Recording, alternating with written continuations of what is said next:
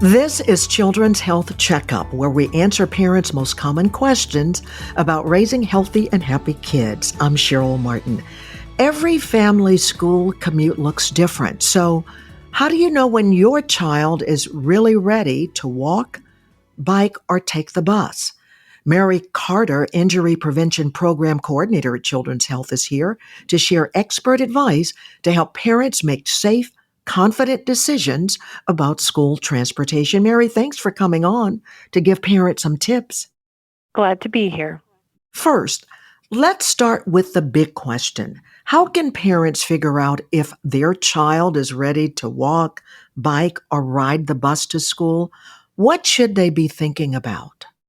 While it may seem that young kids understand concepts like crosswalk signs or stoplight color changes, such as they know that red means stop or green means go from a young age, according to research, 10 years old is when a child is able to start judging the speed of another object correctly.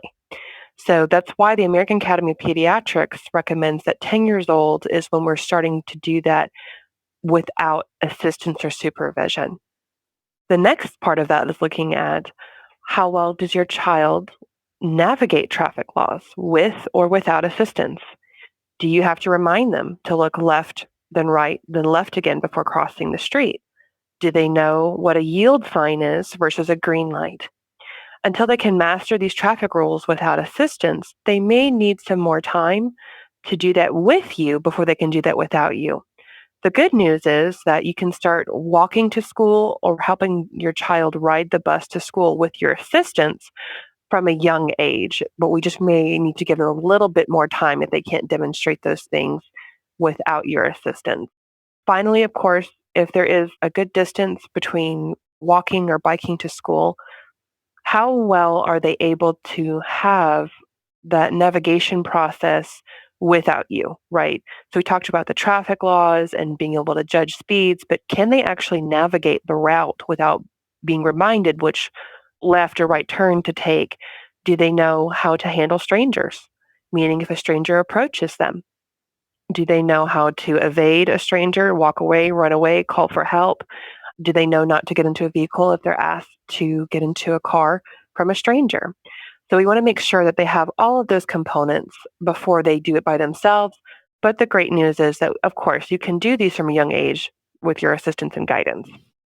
I'm so glad you are discussing this. So, really, the parent should have, let's say, several sessions with the child to go through all of this. Correct. And the way that we look at this is it can be a little fuzzy memory wise for adults about when was the first time that you walked or biked without help, right? But honestly, walking or biking or riding in terms of the traffic laws is not that much different than driving in terms of all that you have to learn. So when we were learning how to drive, and that's a little bit easier for parents to remember of like, what was it like when you learned how to drive? You gotta think about all the little things that you had to learn, right? In order to do that confidently by yourself, somebody had to watch you be able to do all of these things multiple times without help before they would let you get on the road by yourself. So, the parent has to do the same thing with the child, whether the child is walking or biking. Or even riding the bus, meaning if they are not paying attention to the little details that we do as parents to make sure that they're not standing too close to the road or that they're paying attention to when they're getting onto the bus, make sure there's not a car coming. If they can't demonstrate that without assistance, then we want to make sure that they're not doing it by themselves too early. So, you talked about a young age for walking to school. So, you're not saying a particular age. The parent should just determine that. I mean, would you say what the youngest age would probably be? Well, if they're with you, they can walk really at any age. The bike is a little bit more of a skill, right? And then, of course, with the bus, meaning if we're talking about going to school, kindergarten, first grade, that kind of a thing, if you are there with them, you're helping them through that process. So, in terms of if you are helping your child or they're like in, they even call them like walking carpools, so meaning that maybe you and some friends have kids that go to the same school, that there's always an adult with a kindergartner or a first grader. As long as they're with an adult who is guiding them, they can walk to school at any age. Now, biking does involve knowing how to ride a bike safely, right? And then getting on the bus. If there's an adult there present, helping them get on and off the bus and watch for traffic, they can do that at any age, supervised. Now, you were talking about having that conversation with your kids if they interact with strangers. Do you have suggestions of how parents should handle that specific language? So for the language, we don't want to put tons of fear into the kids, right? We want to just make them safe. We don't want them to make them afraid to go walk if we're giving them permission to do so, especially if they're going in a group or we're creating a safe enough environment, but this is a skill that they need to learn.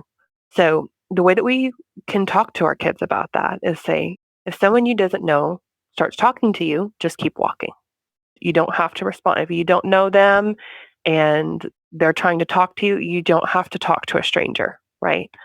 If they are following you, meaning like you are not trying to talk to a stranger and the stranger keeps following you, then you need to go get help. Okay. And then for your specific area, you need to outline for them very clearly what does going for help look like? Is it this neighbor? Is it calling for help? What do they need to do on their route to school? And how do they go get help? Because that can be hard for a child, especially like when you say go get help. Okay, well, what does that look like? Right. So when we talk to them about kind of like, if this happens, then this is what you do. But we don't have to go into the depths and the details of like the fear mongering of what could happen. We just say, if this happens, this is what you do. So what that happens for the child is they learn, okay, this stranger is talking to me. I'm not supposed to talk to strangers. I keep walking. The stranger is offering me a car ride. I don't get in that car and I need to go get help. So that's kind of how you can contextualize it to where they're safe, but they have the confidence of like, okay, if this happens, this is what I do. Great. Now, what advice do you have? You talked a little bit about this, but do you want to go into more detail about how families can practice the route before school starts or even test if their child is ready? I mean, like how many times should they practice it or any more details on that? Sure. So there's not necessarily a set amount of, well, they've done it so many times. But what we would majorly look at is, do I have to remind them? Are they distracted? And something else with this too, the major takeaway that I have from that is if I'm having to constantly remind you, hey, kiddo, you've got to look left, right, left. You can't be talking to your friend when you cross the street. They may know it, but they're not demonstrating it. So until I have seen with some consistency, and I think that's a key word there, consistency, that I don't have to constantly remind the kiddo to look both ways, that they're not distracted when they walk across or bike across the crossway, that they know like, hey, there is a yield sign right here. And that means I have to stop and look. I can't just dart across. Those are the kind of things that we want to see that we practice it, we do it, we observe it. You talked about if they're taking the bus, in that case, the parents would be at the bus stop with them until the bus arrives. So, any advice for what parents should teach their kids before they hop on for the first time, or if there's any etiquette once they're on the bus? So even if they are helping the little one get to the bus, right? That's just the first step, right? Like we want to make sure that they're not standing right next to the bus, right? Like these are the little things that we have to think about. We need to teach them. You got to stand at least 10 feet away from where the bus is going to pull up because we want to give the bus room to come in, right? Especially if they're in a situation where they do have to cross an area where there's still traffic, and that can happen at certain bus stops, that we need to wait for the bus stop sign to be out. We need to make sure the bus driver has opened the door and made eye contact with us, that they know that we're getting onto the bus. And then from there, we also have to think about bus etiquette, right?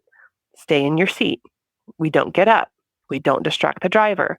And whether we are helping them get onto the bus or not, we definitely want to have conversations with our kids that even if they're not ready to get onto the bus by themselves, we still have to teach them how to be on the bus, right? So we want to have those conversations more than one time of like, do you get up when you go on the bus? No, you stay seated. Do you ask the driver a bunch of questions? No, let them focus, let them drive. And then, of course, something else too with bus safety, even from a young age, especially since buses a lot of times will have different age groups, bullying, so that they know what bullying is and that they can talk to you about it. Any suggestions for how they should handle that bullying? For the bullying, if someone's saying something mean to you, that first you say, stop, I don't like that. And if they continue, that at the appropriate time and not while the bus driver is driving, right? Once the ride is over and they're getting off, they need to tell the bus driver or they need to tell a teacher, depending on what the school protocols are. And they also need to tell you as a parent that something has been happening, that they don't say mean words back. They just say, stop, please don't do that. And that they also make sure to tell either the bus driver once the bus driver has stopped what's happening, or if they don't feel comfortable doing that right in front of the bully, to tell a teacher and tell you as well as a parent when they get home. Now, is there any information they need to know for boarding the bus back home? Is anything any different? So boarding the bus back home, typically speaking, the school will have a standard guideline on that, meaning that they will typically have teachers out front just for their own safety, meaning that there's typically teachers, especially for the elementary school age kids, they're going to have teachers that are helping them in this process because they want to make sure that the kids are getting on the right bus, that the right kids are getting on the right bus. Some schools will have like bus passes, some schools will have lists, and then the teachers will help them get onto the bus. But you definitely, if your child is not demonstrating that they know a lot of the traffic laws without your assistance, you want to be there at the right time for the bus pickup. One of the reasons I ask that, I have heard of instances where a child was placed on the wrong bus. Right. That can happen, especially with how many kids that they've got.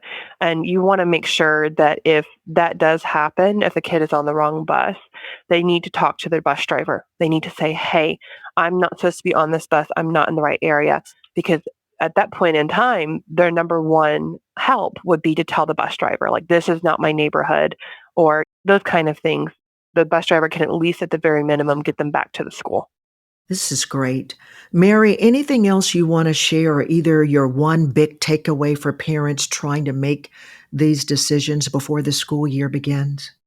I would say that you would really want to look at their ability to do this on their own consistently, in terms of that you're not reminding them a bunch of times. If you're even contemplating doing this without supervision, that just like when you were, like we talked about, like when you were learning to drive, whoever taught you how to drive watched you multiple times do everything right before they let you do it by yourself.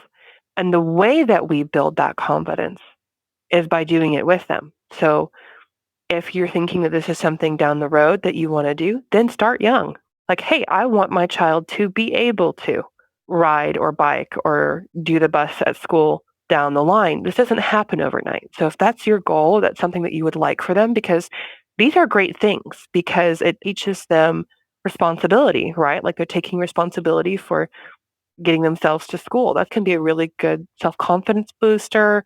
It can be a great way for them to learn self-responsibility. These are all good things. Knowing that that's where we want to get there, and if they're not doing it yet, then go ahead and start walking them to school, even if it's one day a week, right? You're teaching them over the course of time how to look at traffic lights, how to do all of these things. So whether it's with or without you, if that's something that you're thinking you would like to do in the future, look at what they can do now and what you can do with them to teach them the right way to do it. And then that way they can safely do it later on. I love this because a parent doesn't have to rush this. You could start out and say, well, this was good. They're not quite ready yet, as you're saying to yourself, but maybe by next year. Right. It doesn't have to be an all or nothing thing. And it's honestly, it's a great family bonding thing too. Like it's a great thing to say, hey, my mom walked me to school or my dad walked me or whoever my caregiver is during these times. It's a great family bonding thing and you're teaching them and you're also building their confidence that they can learn to do things. And then just one last little note, kids model what they see. not what they hear you say. So this is a great bonding experience, like we talked about, as they're learning how to do the traffic laws, whether they're biking or walking with you, the bus, whatever they're doing with you. But if you are on your phone doing across the crosswalk, or if you are wearing headphones or earphones, they're going to do what they see, not what they hear you say. So as you're teaching them, make sure that you are modeling exactly the behavior that you want them to do when you're not there, so that we teach them exactly the way to walk safely, bike safely, or ride the bus safely to school based off of what they see. Mary Carter, I know that the parents appreciate your insights that will help them make the best decision for their children's safety. Thank you. Great information. Glad to be here. For more information, visit children's.com/back to school. Thank you for listening to Children's Health Checkup. If you found this podcast helpful, please rate and review it or share the episode. And please follow Children's Health on your social channels.